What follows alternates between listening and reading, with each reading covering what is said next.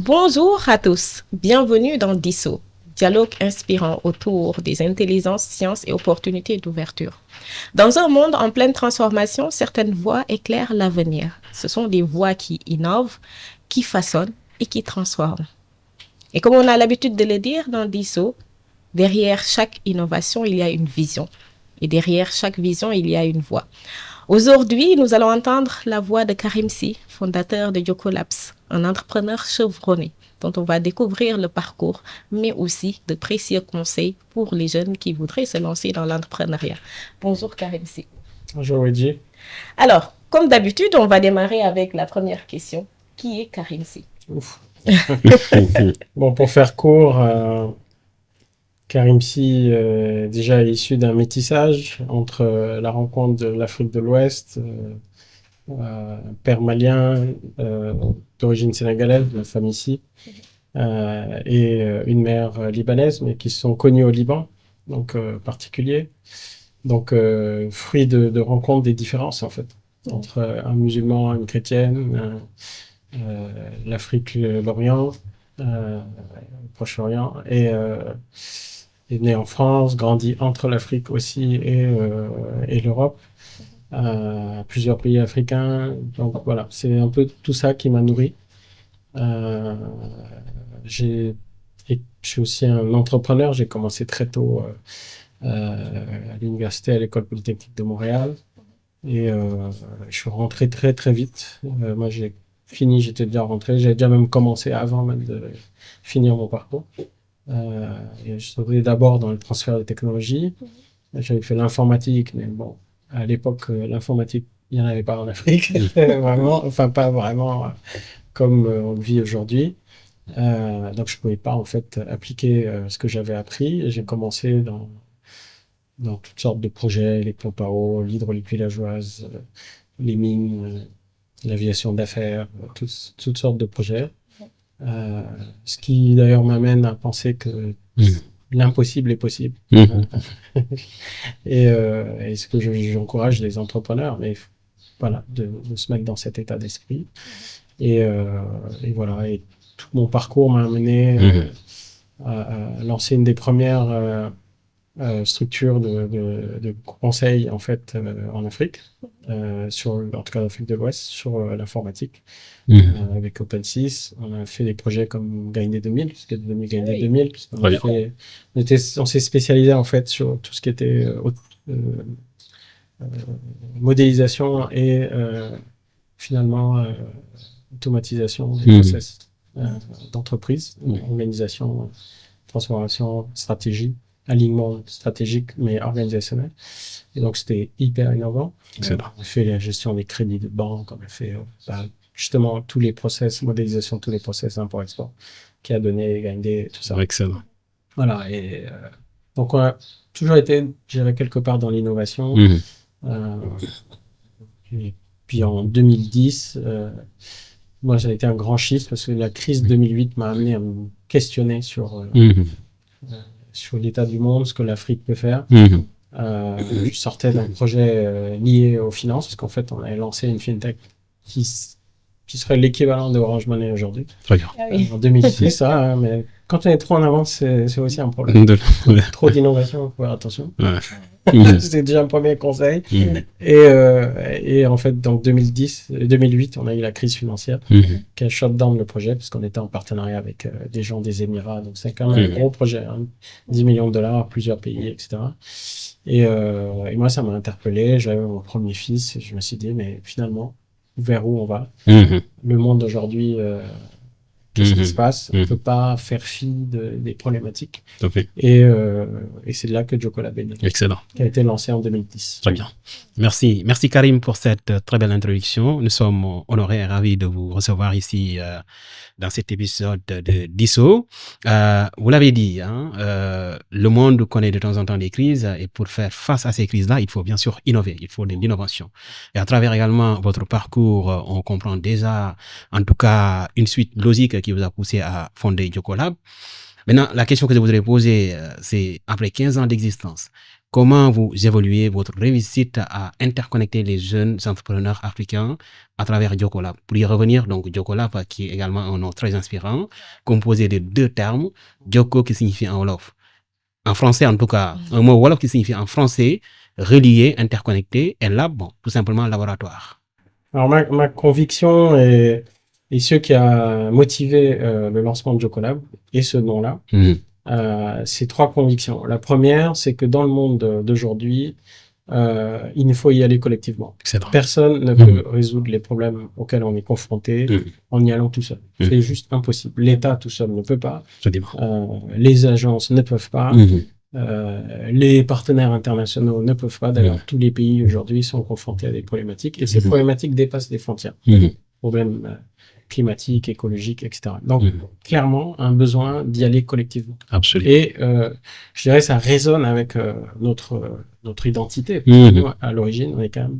Et pas qu'ici, d'ailleurs. Si on regarde même l'origine dans les pays occidentaux, ils sont communautaires. Ils sont devenus individualistes. Tout à fait. Donc, déjà, revenir à une position où on se repense collectivement. Absolument. Et pas juste individuellement. Et donc se dire, et moi je l'ai fait au début du parcours entrepreneurial, où finalement je cherche à faire de l'argent, ça va pour moi, donc la logique capitaliste classique. Mais si on regarde dans l'environnement mondial, il faut rappeler quand même que 60% des Américains aujourd'hui n'arrivent pas à boucler leur fin de mois. Ah oui. Donc, ouais, quand on rappelle ça et qu'on se dit, juste Elon Musk, il pèse combien de 400 milliards de dollars, comment la valeur est redistribuée? Moi, personnellement, j'avoue que ça me dérange de me dire que je peux me développer et à côté, il n'y a que la misère. Donc, après, c'est des choix personnels, mais je pense que ça n'augure pas d'un futur intéressant pour nos enfants. Donc, ça, première conviction. Deuxième, c'est que clairement, les technologies, on va parler, apporte quelque chose. J'ai un background, j'ai de l'informatique, donc, et j'ai beaucoup travaillé sur ces questions-là. En 2000, on a rêvé ce monde informatique avec le sommet mondial, la société de l'information, auquel le Sénégal était très impliqué pour l'Afrique. On s'est vu dans un super futur. Après, on a vu les risques. Et donc, aujourd'hui, on est dans la balance des deux. L'IA est en train de ramener une nouvelle dynamique. Et troisièmement, c'est qu'il faut expérimenter. Donc, on voit un collectif, les Joko, comment on le fait, des outils qui viennent nous aider. Mais aujourd'hui, pour se réinventer, il nous faut expérimenter. Et donc, c'est le lab, donc le Joko Lab. Voilà. Excellent. Maintenant, depuis 15 ans, on a expérimenté énormément de choses. On a inspiré beaucoup de monde parce qu'il y a plein de labs qui sont ouverts partout. Vous voyez, lab là-bas, bande lab, truc lab, truc lab. Beaucoup nous ont consultés d'ailleurs et on nous a aidés. Parce qu'on a... Moi, j'ai un engagement aussi dans l'open source et dans l'approche des logiciels libres et donc cette culture du partage, justement, pour créer de la valeur. Et donc, ça a inspiré forcément mon action. Ce qui fait que Jokolab, on a été à un moment sur 16 pays, avec des hubs et tout ça. Aujourd'hui, on est sur 5. D'ailleurs, je remercie tous les leads qui se sont engagés, que ce soit en Côte d'Ivoire, Philippe Marie, Kofi, en Burkina, Cheikh Omar Ouedraogo, en Gambie, voilà, dans les différents pays. Très bien. Et donc, depuis ce moment-là, on voit que chaque fois, c'est un nouveau défi. Parce qu'en fait, on a des dynamiques mainstream qui viennent s'opposer. Ce qui fait que d'ailleurs, même, je pense que Jokolab, les gens n'ont toujours pas compris ce qu'on fait. Parce qu'il y a ce côté lab qui fait que les gens ont l'impression qu'ils comprennent plus, parce que forcément, on expérimente des choses. Donc là, d'ailleurs, on est en train de séparer les activités pour que ce soit plus lisible. Donc, on a une activité, effectivement, d'accompagnement. Et ça, on a acquis une expérience depuis 15 ans où on veut pas juste faire de la formation pour de la formation, on fait des choses. Donc là, on est en train de l'adapter, par exemple, on fait en langue locale. On a fait des modules de formation très spécifiques. On a introduit des logiques psychosociales aussi pour accompagner les jeunes, même sociologiques, commencer à rentrer dans une analyse beaucoup plus ciblée. Très bien. Voilà, plein de choses. Maintenant, reliées. Malheureusement, tout le monde parle de collaboration et malheureusement, je dirais, tout jusqu'à présent, cette collaboration n'est pas là. On n'est pas au rendez-vous comme on le voudrait. tout le monde en parle. Ouais. Mais malheureusement, il y a voilà, chacun est un peu sur une logique individuelle C'est ça. qui nous met en risque au niveau collectif. Absolument. Et moi, même en parlant de collaboration, moi, j'ai une question. Parce que, par exemple, je me souviens, après les Altis 2025, j'avais fait un peu la remarque. Parce que j'avais vu qu'on avait un public très intéressé qui participait aussi à différents événements, mais qui disent aussi, mais pourquoi on ne pouvait pas relier tel ou tel, parce qu'on est tous complémentaires. Absolument. Et moi, j'avais fait une publication pour dire qu'en tant que coordinatrice du SATIS, je voudrais vraiment aussi pouvoir m'associer à d'autres événements. Et que tout ça, qu'on ait une suite logique par rapport à tout ce qui est fait. Aujourd'hui, quand on parle de la rentrée du numérique, quand on parle du SALTIS, l'intelligence artificielle, quand on parle du Startup, quand on parle de la semaine de l'entrepreneuriat, tout est lié au fait. Parce que ce sont les entrepreneurs qui vont développer des solutions IA qui sont dans le monde du numérique, qui veulent aussi des financements et tout. Et aujourd'hui, pourquoi ça ne fonctionne pas? Si nous tous on fait cette collaboration, pourquoi ça ne fonctionne pas? Bon, je pense que ça en chargeait personne. Hein. Je pense que déjà l'État a un rôle d'animateur. Absolument. Moi, je vois, on a organisé la Semaine mondiale de l'entrepreneuriat, par exemple, dans la zone de Nanterre, où on était présent.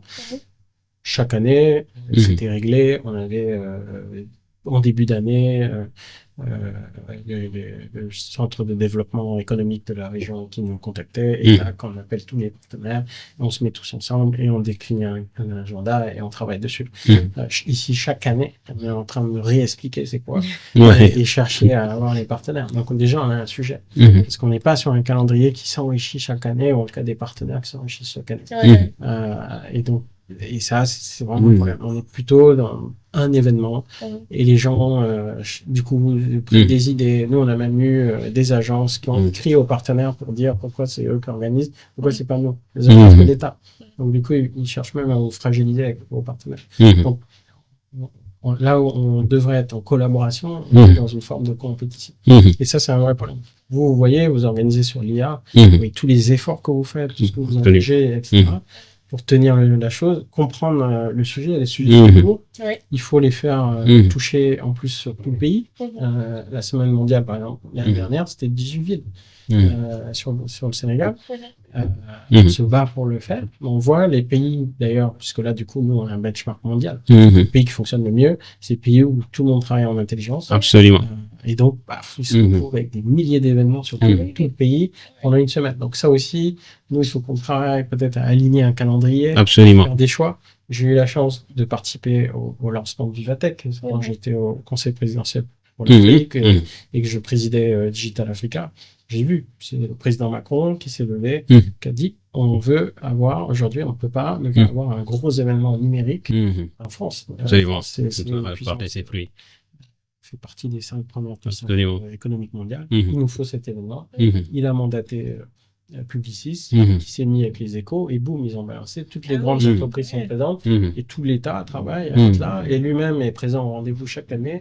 Et ça, donc, on voit qu'il y a vraiment toute une stratégie. Absolument. Aujourd'hui, avec le GITEX, on a tous vu, il s'est positionné comme étant un pays central en zone francophone. Donc, on voit ces dynamiques-là où tout le monde travaille ensemble. Absolument. Très, très important. Et moi, je trouve ça d'ailleurs très marrant parce que je sais pas, quand je parle du Joko, je dis oui, il faut qu'on travaille ensemble. Tout ça. Les gens me disent non, mais on est trop individualiste et tout. Je dis mais depuis quand on est devenu parce que, et puis, je veux dire, Joko, je ne l'ai pas inventé. C'est un terme voilà, ancré dans la tradition. Tu vois, on me dit non, on est trop individualiste. Je dis mais donc, pourquoi ce mot-là, il existe? Donc, ça fait partie. Donc, aussi, il faut qu'on retrouve aussi des valeurs. Absolument. Et oui, je vois bien que la collaboration vous intéresse parce que je pense que toi et moi, on s'est connus avant 2022, avant la première édition des Altis. Et tu nous avais aussi fait l'honneur de participer en tant que panéliste intervenant à la première édition de cet événement qui est le Saltis. Donc, toujours pour rester dans cette thématique de collaboration.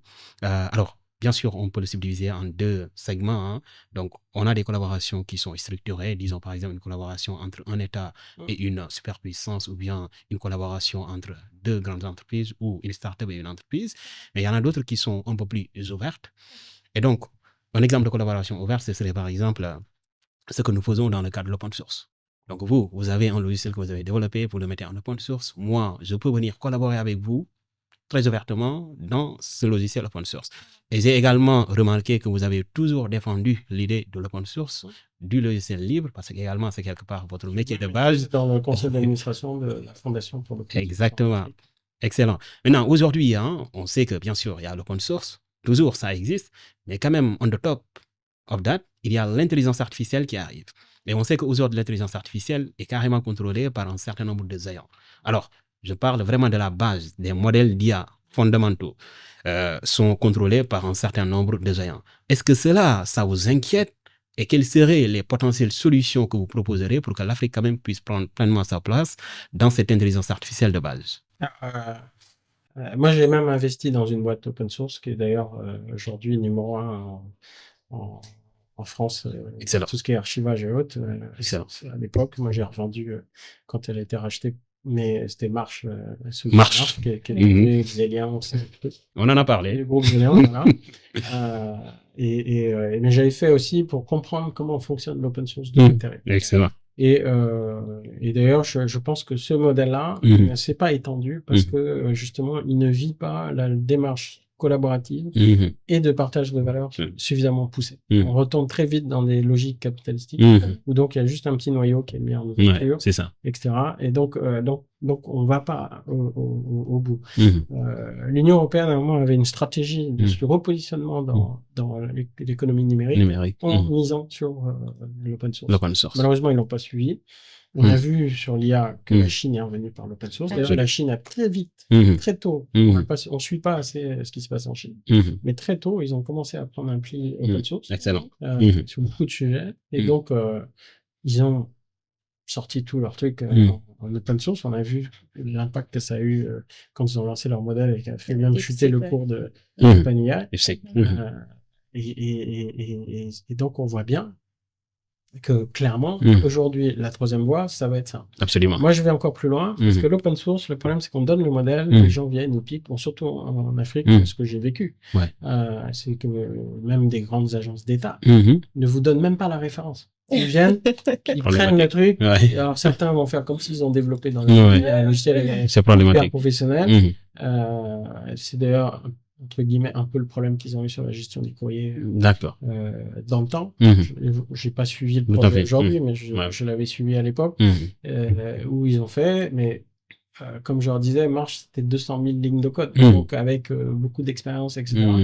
Nous d'ailleurs, le premier client en France, c'était l'État. Absolument. À qui et les opérateurs.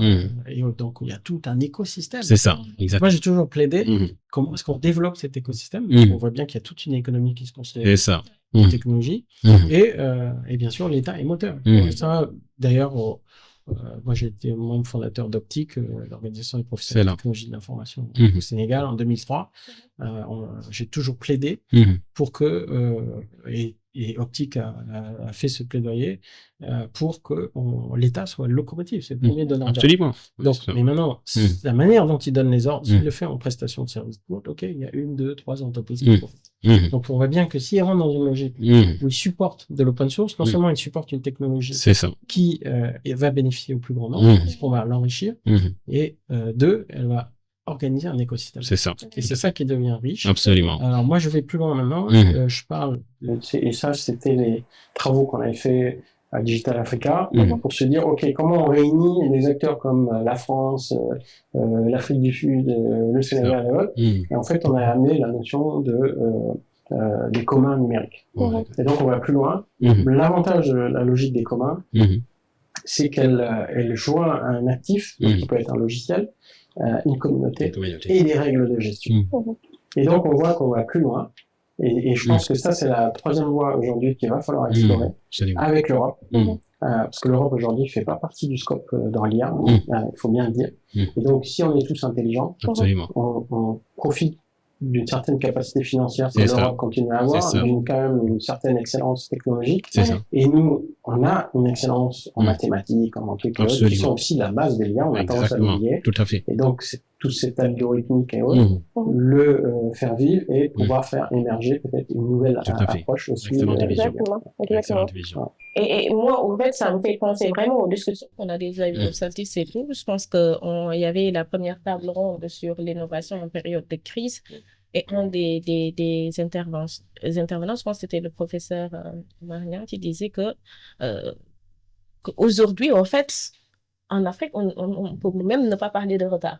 Parce que quand on parle de l'intelligence artificielle et tout, on a des modèles tellement sophistiqués. On a aussi l'expérience des autres pays. Donc, ce qui fait que nous, le fait qu'on n'est pas encore suffisamment digitalisé, qu'on n'est pas encore déjà construit de bout en bout, ça nous donne un avantage parce que ça nous permet de bénéficier de l'expérience des autres, mais aussi de pouvoir dès le départ, construire des modèles qui sont sophistiqués. C'est ça. Mais c'est dans tous les secteurs. Oui. C'est-à-dire, ce qui est fou, c'est que si on prend, en fait, si l'Afrique se pense en projection, c'est la terre sur laquelle, puisqu'aujourd'hui, on n'est rien du tout, en fait, économiquement et autres. Donc, on a tout à faire. Mais nos défis de développement sont les défis mondiaux, en fait. Ah, oui. Absolument. Comment fournir de l'énergie, comment fournir de l'eau, comment vivre dans des bâtiments qui vont pas subir trop la chaleur parce qu'il va y avoir une augmentation, réchauffement climatique, etc., etc. Donc, si on sait, nous, anticiper ça, forcément se mettre en disruption, puisque aujourd'hui, tout ce qu'on nous montre et tous ceux qui réfléchissent, ils vous disent, le modèle ne fonctionne pas. Donc, il nous faut changer nos manières de construire, de vivre, de Absolument. Donc, et nous, on est en train de construire notre futur. Donc, le fait de pas avoir, on l'a vu avec le mobile money. On n'avait pas de banque. En fait, les banques s'occupaient que des clientèles premium. Et ils ont été surpris et on les a dépassés. Une société, une banque comme la Société Générale est là depuis avant les indépendances. Très longtemps, Plus de 100 ans. Tout à fait. Sur le continent. Ils n'ont pas envisagé ça. Et on a vu Orange Money, bon, M-Pesa, on n'en parle même pas, qui gère toute une partie du PIB du Kenya. Et donc, on voit. Et donc, si on se met dans cette perspective justement de disruption, en se posant nos questions, ce que fait l'Inde, d'ailleurs, avec une approche frugale. Ça, c'est le deuxième truc. C'est ça, là où l'Inde aussi a fait quelque chose. C'est qu'on arrête de juste chercher à faire, regarde, tous les bâtiments qu'on fait, on veut mettre du verre et trucs comme si on veut être à Chicago. Dans le 19e, 20e siècle. C'est pas le Chicago d'aujourd'hui qui commence à prendre en compte l'économie d'énergie et autres, parce qu'on voit bien, là, les prix sont en train de monter et tout ça. Donc, on est sur un vieux modèle de développement qu'on veut copier, versus déjà résoudre nos problèmes, au moins. C'est ça l'approche frugale de l'innovation pour les Indiens. Et on voit bien, si on cherche la fonctionnalité. Moi, ça m'a épaté quand j'étais à New Delhi, il y a longtemps. Il y avait tout comme voiture. Et comme modèle de mobilité, en fait. Il y a le gars qui court avec son pouce-pouce, il y a la moto qui tire le pouce-pouce, il y a le wristwatch, là, le petit truc, aussi. Après, il y a la voiture, comme dans les années 60, la voiture électrique. Ils avaient tous les modèles. Et donc, chacun pour son coup. Mais c'est un truc incroyable. Ouais, et en fait, la modélisation que vous êtes en train de faire est très, très intéressante et ça m'inspire quelque chose sur lequel je voudrais rebondir avec, bien sûr, une question. Ce que ça m'inspire, en fait, c'est aussi cet écosystème-là composé de 3 parties prenantes qu'on devrait aussi nourrir. Quelles sont les parties prenantes? Ce sont les universités, ou plus largement les institutions et écoles de formation. Ce sont les jeunes qui sont formés dans ces universités-là, mais également ce sont les entreprises qui ont un tas de problématiques face auxquelles il faudra apporter des solutions. Donc, ce sont les banques, c'est l'État, ce sont les entreprises du secteur pétrolier, transport, médecine, éducation, etc., etc. Maintenant, les universités forment, les jeunes reçoivent des compétences, les entreprises ont des problématiques face auxquelles il faudra trouver des solutions. Et donc, bien sûr, nous, ce qui nous intéresse, c'est l'intelligence artificielle, c'est le numérique, ce sont les données. Donc, moi, ce que je voudrais, c'est que vous reveniez en tout cas pour nous partager une vision sur comment créer cet écosystème-là qui va interconnecter universités, jeunes, entreprises. Alors moi, j'éclate encore tout ça. Allez-y. Non, parce que pour moi, la formation même doit changer. C'est d'ailleurs un des rares secteurs qui n'a pas vraiment été disrupté depuis. Alors, absolument. Le Sénégal, d'ailleurs, est quand même peut être fier de ça avec l'Université du Sénégal. Donc, on a vu qu'on a introduit un nouveau modèle. Et en fait, et d'ailleurs, ce modèle-là, on avait parlé avec à l'époque le professeur Marito, Nian, quand il était ministre de l'enseignement supérieur, on avait organisé avec Digital Africa une rencontre au centre de recherche et interdisciplinaire à Paris, qui travaillait justement sur les approches de formation par les pairs et d'approches de pays apprenants. Et je pense que ça a donné ces dynamiques-là où justement on fait exploser des formations décentralisées. Et donc, mais ce qui manque, c'est le volet communautaire. Parce que justement, les formations peer-to-peer avec des groupes qui sont auto-organisés au niveau local. Ça, c'est quelque chose qu'on n'a pas encore osé faire. Le peer-to-peer fonctionne. Je l'ai testé. On a ouvert un centre. On n'a pas eu beaucoup d'appui, malheureusement. Et je pense qu'il est en train de fermer. On avait lancé Zéro un talent aussi. Centaines de jeunes. Formation peer-to-peer basée sur une plateforme. Aucun prof. Je pense, j'ose le dire, je pense que c'est les meilleurs développeurs du Sénégal. Et parce que pourquoi? Qu'est-ce qui se passe? Ils ont appris à apprendre. Excellent. Ils ont appris, à apprendre, à apprendre en échangeant. Entre eux. Donc, ils se rendent compte qu'en fait, j'ai besoin de personne. Parce que absolument. Là, tu vas sur Internet, tu trouves de tout. Tout à fait. Depuis comment faire des œufs jusqu'à travailler sur le modèle. Maintenant, c'est de l'interaction. Et dans le travail, c'est ce qui se passe.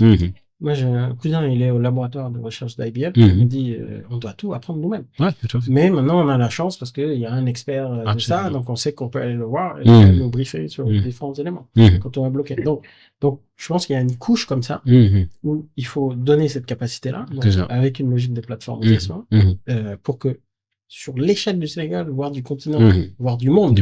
Parce qu'après, c'est aussi pouvoir permettre à vous, là, qui avez fait des études incroyables à l'international, qu'il y a des cerveaux recherchés partout dans le monde, pour vous permettre aussi de vous connecter à ces groupes-là pour participer à des réflexions, résoudre des problèmes justement locaux qui ont été identifiés. Donc, une première couche, c'est toute cette jeunesse-là. Et là, on voit bien qu'on change la même. Deux, c'est la couche de l'espace. On nous parle des hubs, des trucs, des ceci, des ça. Et tout le monde se met encore en compétition. C'est pour ça que j'ai la chance d'être à la présidence du conseil scientifique, des comités scientifiques des Living Labs du FD Sud. Et moi, je leur dis, mais il faut qu'on développe une praxis qui s'étend à tous les espaces. Parce qu'aujourd'hui, il y a plein d'espaces, mais le problème, c'est le contenu. Donc, vous allez voir, on a inauguré un truc, il y a des ordinateurs, maintenant, on fait quoi. Donc, et il y en a beaucoup. Voilà, mais il y en a beaucoup. Alors, le Living Lab, c'est quelque chose qui a été pensé en impliquant, c'est toute une démarche d'approche vers l'innovation, où on peut animer un espace avec justement les parties prenantes, les bénéficiaires. Et là, il y a eu des tests, l'université de Bombay avec le professeur Omar Kassé, ils font des trucs super intéressants. Excellent. En impliquant les paysans. Excellent. Et les paysans, c'était assez intéressant parce qu'ils disent, c'est la première fois qu'on prend. D'habitude, ils attendent, les gens viennent, ils disent, on prend de l'argent. Là, les gens sont venus, ils disent, non, mais vous mettez votre terrain, on va faire des tests, et on fait ensemble, et vous donnez les feedbacks. Donc, ils font partie du processus. Tout à fait, les acteurs. Et donc, on voit qu'on a une couche sociale, on a une couche d'espace. C'est tous les espaces. Aujourd'hui, depuis le petit centre culturel qui sert à rien, enfin en tout cas qui est sous-utilisé, avec l'autre truc, le CNUM, il a 45 centres sur tout le Sénégal. Sénégal Service. Les Jocolab, les qui, les quoi. Parce que c'est pas suffisant aujourd'hui. Il faut qu'on est partout. Absolument. Les jeunes, ils se disent, je vais là-bas, j'ai le truc. Absolument. À Medellin, qui était à l'époque d'ailleurs, on avait dit que c'était la ville la plus innovante au monde. Dans tous les quartiers, ils ont fait un Jocolab. Très bien. Et c'est la ville qui l'a fait. Et ils ont fait un centre incroyable, comme Diamniadio, là, on va dire, où là, maintenant, c'est la fin du parcours. Quand tu commences à être très bon, t'as montré des trucs, là, t'as accès à plus de technologie. Donc, on voit, on est dans un truc comme ça, à l'échelle du pays, tout à fait. cette dynamique pyramidale, d'espace et autres. Pas qu'à Dakar, d'ailleurs. Et donc, et ça commence à monter. Tout à fait. Le gars peut aboutir dans un lieu où là, maintenant, il a tout le pour exploser et décoller. Et bien sûr, on a des verticales technologiques qu'il faut commencer à travailler. Tout à fait. Comment on met le paquet sur l'université du Sine Saloum, qui est en train de se spécialiser sur l'agriculture, et que vous y allez faire des tests sur la grille, etc., et que vous répondiez, et du coup, qu'il y a un partage d'expérience. Donc là, moi, j'essaye de monter des groupements. On a d'ailleurs la chance d'avoir un programme IBACID aujourd'hui qui se déploie au Sénégal avec Younou Natangé, qui regroupe près de 30 structures d'accompagnement compagnie. D'accord. On est en train de pousser à travailler de manière collaborative. Très bien. Mais je pense qu'on va encore plus loin, parce que pour moi, on va vers un futur du travail où on est déjà au Sénégal. Parce que c'est les gens qui travaillent individuellement, en fait. Mais on voit que c'est les plateformes qui les amènent à travailler. Tout à fait. Ce que C'est ça, exactement. Yango a fait. Oui, tout à fait. Et voilà, donc Absolument. comment on met en place ces plateformes? Peut-être avec l'appui de l'État. Parce que derrière, il faut une logique de gestion, encore une fois, qui soit pas une capture de valeur pour une minorité, une capture de valeur qui soit répartie. Moi, c'est ça largement. En fait. Tout à fait. Et là, on voit bien que du coup, on peut répandre sur le truc. Là, aujourd'hui, les chauffeurs des Yango, ils se plaignent tous. Oui. Ouais. Voilà. Donc, comment on fait la même chose? Mais pas juste pour, OK, on dit qu'on sait plus Yango et maintenant ça va être truc, mais c'est Mamadou Ndiaye qui gagne l'argent tout seul. On a juste dit, on a sénégalisé, mais bon, ça reste 4 personnes qui gagnent versus tout le monde. Donc, encore une fois, la répartition de la valeur. Moi, c'est vraiment le truc. Excellent. Et là, on se dit, bah, du coup, les technologies qu'on peut développer, et souvent en plus avec des fonds qui viennent de l'étranger ou des fonds publics et autres, on commence à bénéficier au plus grand nombre. Absolument. Excellente vision. Et moi, je pense qu'il y a un aspect aussi qui est très important qu'on va aborder avant de clôturer, qui est l'aspect humain. Parce qu'aujourd'hui, quand on parle d'intelligence artificielle, moi, à chaque fois, quand j'interviens dans des panels et tout, ce que je dis, c'est l'intelligence artificielle, c'est très bien. Moi, je travaille, je fais toutes mes activités, je parle que d'intelligence artificielle, mais il faut d'abord savoir ce que c'est. Et il y a un côté sombre. Parce qu'aujourd'hui, par exemple, quand on parle d'intelligence artificielle, c'est une révolution. Donc, il y aura beaucoup de transformations dans tous les domaines. Mais il y a un aspect qui est important aussi, c'est la sécurité. Parce qu'aujourd'hui, en tant qu'être humain, il y a une inquiétude aussi dans la survie même des espèces face à cela. Parce que quand on voit que l'armée américaine a utilisé l'intelligence artificielle pour pouvoir identifier de manière très précise leurs cibles, qu'aujourd'hui, on a Anthropic qui a développé un modèle qui permet de déceler des failles qui ne peuvent même pas être vues par les humains, par les plus grands experts, et qui aujourd'hui ne sont détenus que par un certain nombre de GAFAM et qui sont tous américains. Donc, au Sénégal, avec l'intelligence artificielle, on se rend compte qu'il y a beaucoup de choses qui peuvent nous échapper d'une seconde à une autre. Il y a des attaques qu'on ne peut même pas anticiper, même pas penser. Et aujourd'hui, ces derniers mois, il y a presque tous les mois des attaques au Sénégal. Donc, il y a cet aspect humain. Aujourd'hui, vraiment, qu'est-ce que nous, on doit faire pour faire comprendre à la population? Parce qu'il y a des failles aussi, c'est les humains. Moi, je me dis aujourd'hui, en utilisant TikTok, TikTok connaît beaucoup mieux le Sénégal que n'importe qui. TikTok, Facebook, etc. Déjà, on oublie que toutes les technologies, Google, Facebook et autres, c'est le programme Open Intelligence. C'est ça, absolument. Intelligence dans le sens CIA, Central Intelligence. Exactement. Dans la logique de renseignement. Et clairement, l'objectif, et on l'a eu, on a eu Snowden, on a eu plein de gens qui ont fait des leaks, mais qui ont été des lanceurs d'alerte et qui se sont fait dégommer. Parce qu'ils ont dit, voilà, on est en train de prendre des données pour gérer le monde. Et on voit bien, Palantir, etc. Donc, tout à fait. Puis ça y est, on y est.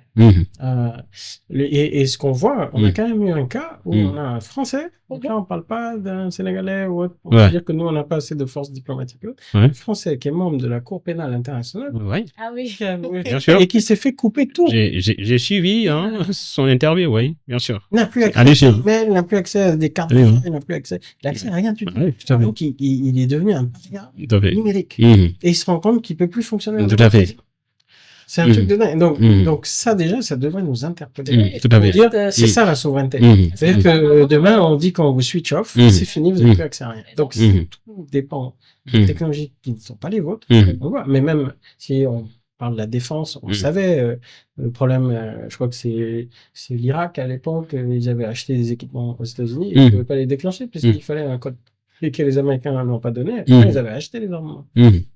Donc on rentre dans des choses. Aujourd'hui, les choses ne nous appartiennent plus. Tout à fait. Et même ces trucs basiques, aujourd'hui, la musique, tu vas louer un abonnement à Spotify. Donc ça t'appartient pas. Avant, on avait nos disques avec nos cassettes. Exactement. Comme on veut. Tout à fait. On donne un X et on n'a rien à payer. Alors, Tout à fait. il faut voir. Donc, on a vraiment basculé dans autre chose. Tout à fait. Et ça, c'est le premier exemple. Mhm. Le risque de sécurité, je pense que ça, Mhm. il faut le prendre à l'échelle nationale. Tout à fait. C'est vraiment un haut niveau. Mhm. Et bien sûr, avec toutes les activités critiques qui vont. Et au Sénégal, je pense que là, on a un vrai sujet. Parce qu'on était supposé être un pays qui était quand même cité en exemple. Mhm. Oui. Et on a quand même eu Mhm. 3 grandes attaques au ministère de l'Intérieur, Mhm. 2 fois au ministère des Finances, Mhm. qui font mal. Mhm. Et bien sûr, Et DAF aussi. Ouais, tout à fait. Sénégal numérique aussi. et donc, Mhm. clairement, toutes les manières, moi j'étais auditeur Covid, c'est clair que la première grande faille, c'est l'humain. Donc, Absolument. là, on a un sujet à ce Mhm. niveau-là. Je pense qu'il y a besoin de remettre un peu d'ordre au Sénégal, Mhm. de rigueur. Mhm. Ça, c'est un gros sujet. Mhm. Parce qu'on commence à connaître le gardien, c'est fini, on peut tout faire. Mhm. Donc, ça c'est un premier sujet. Mhm. Mais après, quand on descend sur les populations, Mhm. moi, je dirais qu'on voit déjà les effets. Parce que moi, j'ai assisté à des pitchs là maintenant d'entrepreneurs, Mhm. des jeunes, qui viennent. Le pitch est très bien structuré, on trouve ça très bien. Et dès qu'on pose les questions du jury, c'est fini. Ah ouais. Personne ne connaît même pas son programme, son projet. Donc on dit c'est un projet IA. Ouais. Et on voit bien, et c'est un gros risque parce qu'on voit des structures d'accompagnement quand on se dit oui, on va les mettre avec de l'IA. L'IA est à ton service. L'IA ne doit pas réfléchir à ta place.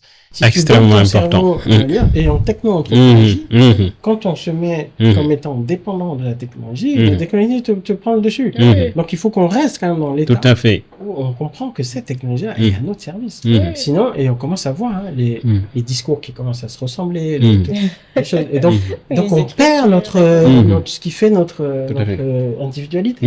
Et notre force et notre substantifique moi, ou en tout cas ce qui nous différencie. Voilà. Si on devient tous pareils, si on utilise les mêmes modèles avec les mêmes biais, tout à fait. On a plus le on sens. perd ce qu'on apprend. Tout à fait. Ça, c'est un sujet. Juste, Moi, ma conviction, c'est que l'IA aussi, elle va nous retrancher dans notre humanité. Dans le sens où, pour moi, l'IA, c'est le cerveau gauche. C'est tout ce qui est factuel, tout ce qui est calcul, tout ce qui est mémoire. Tout à fait. Et autres. Et c'est clair qu'aujourd'hui, elle a pris le dessus. C'est sa puissance de calcul. Bien que. Et deux, justement, il faut développer maintenant le cerveau droit. Donc, tout ce qui est créativité. Absolument important. Et le lien au sacré. La curiosité. La curiosité. Et donc, et d'ailleurs, les Américains, parce que eux, ils sont déjà à plusieurs étapes en avant, ils ne se rendent pas compte. Parce qu'eux, ils réfléchissent sur ces choses-là. Ils ont fait des programmes de recherche, même financés par la CIA et autres, sur la conscience. Ils ont vu que quand on médite d'ailleurs, parce qu'on a perdu aussi ça, en fait, les deux cerveaux se synchronisent. On passe à un autre état de conscience. Et là, on a accès à une capacité décuplée de notre cerveau. Et je pense que aujourd'hui, on retrouve cette puissance de l'humain, fait partie, parce qu'on l'avait. Je pense que même quand on voit nos parents qu'on fait les daras, après ils ont été à l'école et tout, ils processent super vite. Tout à fait. Développer des choses. Absolument. On n'a pas exploité pleinement, mais un Suleiman Bachir Diagne ou autre, quand on voit leur manière de réfléchir, mon père, il a pris le Coran à 5 ans, il a aligné après des masters en physique, chimie, mathématiques, trucs. Donc, excellent. Voilà. Donc, revenons un peu aussi à la valorisation de ces différents mondes, de ce qui fait qu'on est aussi nous-mêmes. Excellent. Maggie, pour la conclusion.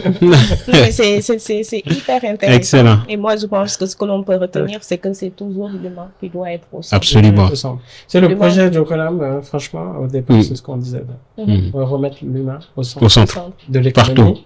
En fait, on voit que c'est l'humain. L'humain doit être au centre de partout. Partout. En définitive, même tout ce qu'on fait, c'est pour nous, c'est pour nos enfants, c'est pour notre communauté. Tout à fait. Donc, c'est l'humain. Absolument. Donc, première chose, remettre l'humain au centre. Deuxième, IA, c'est un outil qu'on doit utiliser. Parce qu'aujourd'hui, on voit qu'il y a beaucoup de personnes qui, entre guillemets, se croient intelligents parce qu'ils ont copié-collé les textes IA. Ils n'enlèvent même pas, des fois, les remarques même, genre, tu veux que j'explore. Voilà, parce qu'en fait... Une petite anecdote sur ça. On m'a envoyé un mail avant-hier. Et justement, j'ai vu en quelque conclusion du mail, je cite, voici une version beaucoup plus professionnelle et proactive. Et j'ai rigolé. Ah oui, parfois.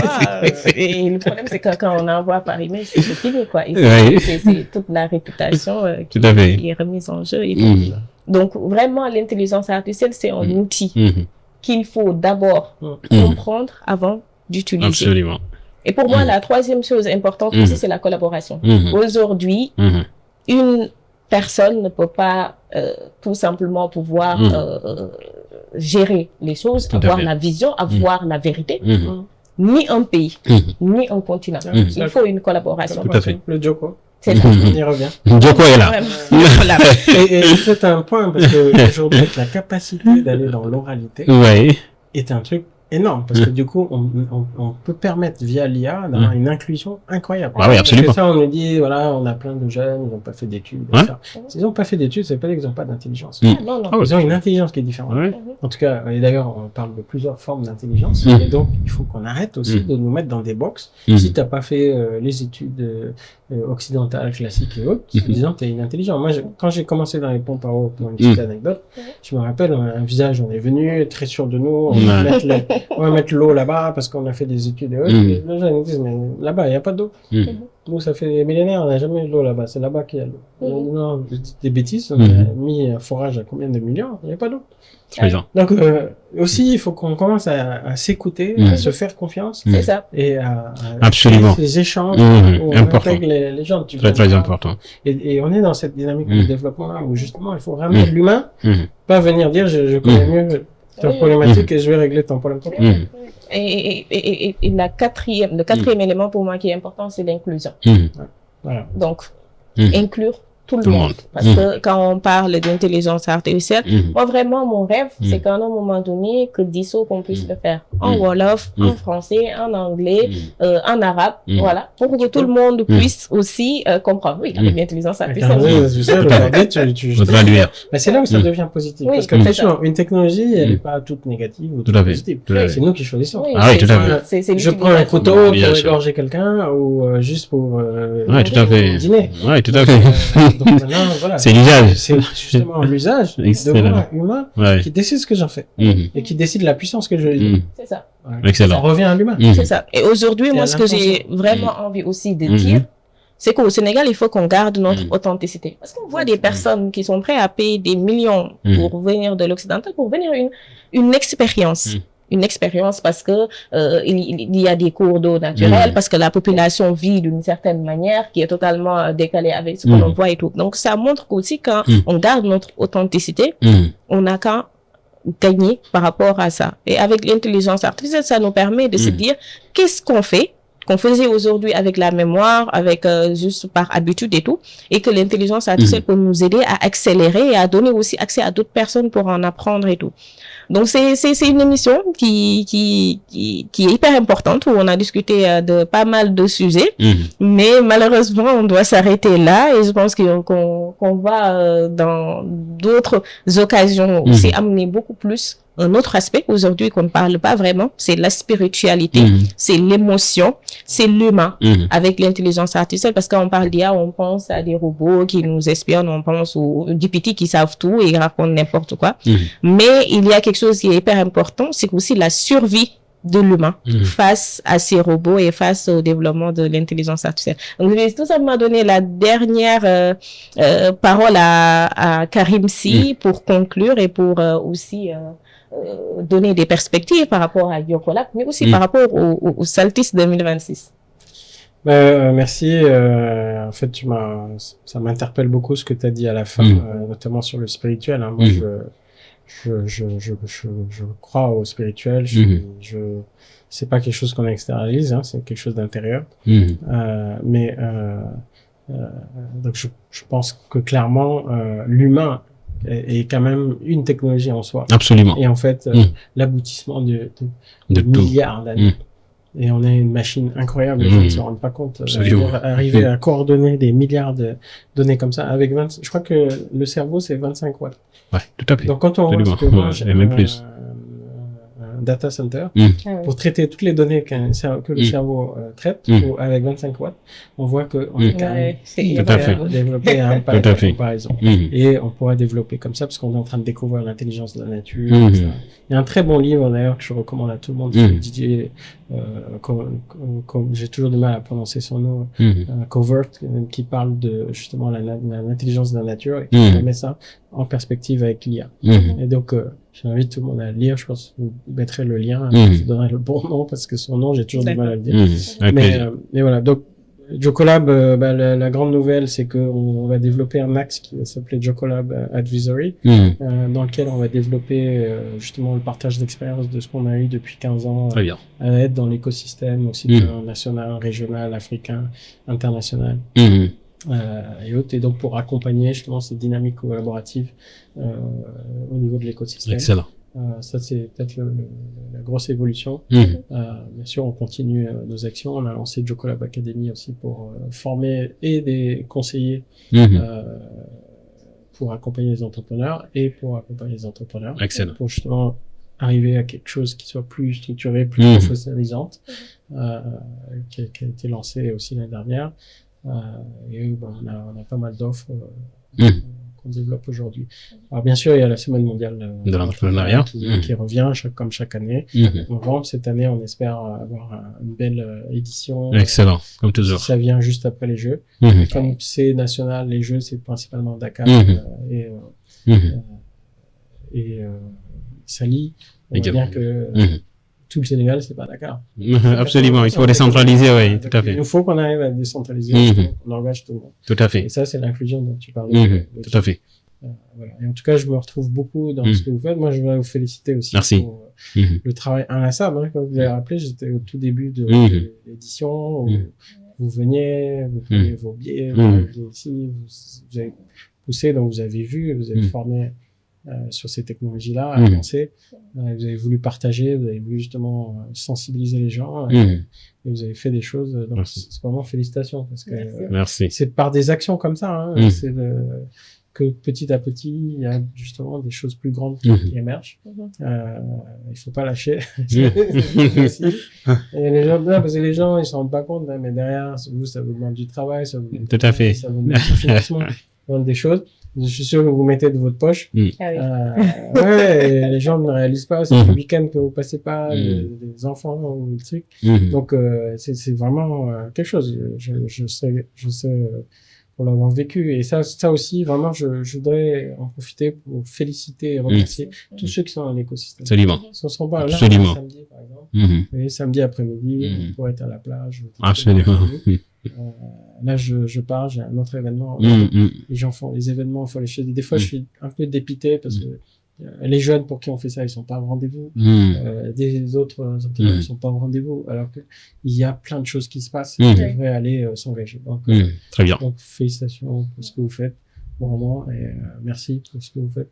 Merci. Parce qu'on se remercie pas assez aussi. Merci à toi, Karim. Et merci à nous. Juste pour conclure, donc, le Saltis est prévu 8, 9, 10 décembre 2026. Donc, le rendez-vous est donné à Dakar. Juste après mon anniversaire. Ah oui. Juste après ton anniversaire. On va refêter l'anniversaire au Saltis. Et juste pour vous dire aussi que on a lancé les activités du comité scientifique et technique du Saltis avec 4 grands pôles. Et pour cette année, on prévoit beaucoup d'activités de formation, des webinaires, des sensibilisations aussi, que ce soit pour les jeunes, les femmes, les parents, pour comprendre un peu ces enjeux autour de l'intelligence artificielle. Il y a un pôle diagnostic de maturité de l'écosystème. Donc, ça permettra de voir tout ce qu'on est en train de faire dans l'écosystème, des projets IA, des projets numériques. Est-ce qu'on est assez mature? Et avec un tableau de bord de critères qui sont définis et challengés aussi par des experts parce que le comité scientifique et technique, c'est à l'international pour pouvoir donner des premières idées sur aujourd'hui au Sénégal, où est-ce qu'on en est.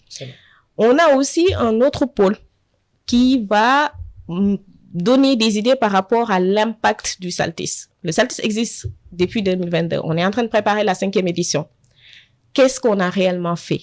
Quel est l'impact du Saltis sur l'écosystème? au Sénégal, en Afrique, et vous aurez aussi une idée de ça et des challenges qu'on se lancera dans les 5 prochaines années. Donc, n'hésitez pas à joindre le comité, c'est ouvert aux étudiants, aux professeurs, aux enseignants, aux experts qui sont dans des entreprises internationales et ça permet aussi de pouvoir contribuer et connaître beaucoup mieux l'écosystème technologique sénégalais. Donc, on se donne rendez-vous au dimanche prochain pour le 5e épisode de Disso. Et n'hésitez pas d'ici là à nous mettre en commentaire les invités que vous voudriez entendre, mais aussi les sujets que vous aimeriez qu'on aborde. Merci beaucoup.